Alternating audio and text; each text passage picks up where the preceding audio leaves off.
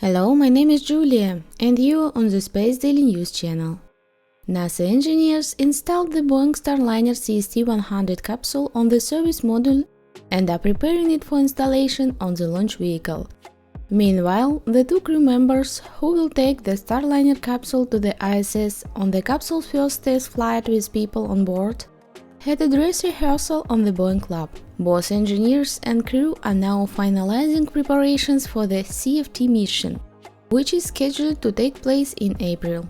Several years ago, NASA selected Boeing and SpaceX to fly astronauts to and from the ISS. SpaceX has held up its end of the bargain, and its Crew Dragon spacecraft have carried astronauts to the ISS for years. But the Boeing Starliner CST-100 capsule didn't work out so well. The first test flight without a crew in December 2019 ended in failure when, due to a series of software failures, the capsule failed to reach its intended orbit and returned to Earth without a docking stage.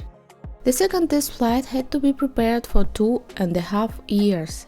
Preparations were accompanied by various technical problems, but in May 2022, the Starliner CST-100 spacecraft was still able to dock to the ISS in unmanned mode. The flight did not go smoothly. The correction engines failed, fuel spilled during landing, and a number of minor technical problems arose. But still, NASA, with a delay of more than 6 months, allowed the first flight for the capsule with the crew. Astronauts Barry Wilmer and Sunita Williams will take the Starliner CST-100 on its first test flight. They conducted a mission dress rehearsal 2 days ago at the Boeing lab in Houston.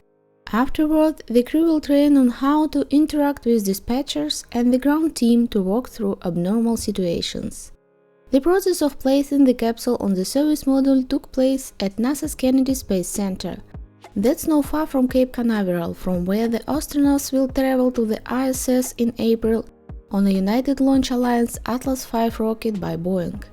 Only after a successful flight with the crew and the return of the capsule will the Starliner CST-100 spacecraft be certified by NASA for regular flights to and from the International Space Station. Space Daily News, like, share and subscribe.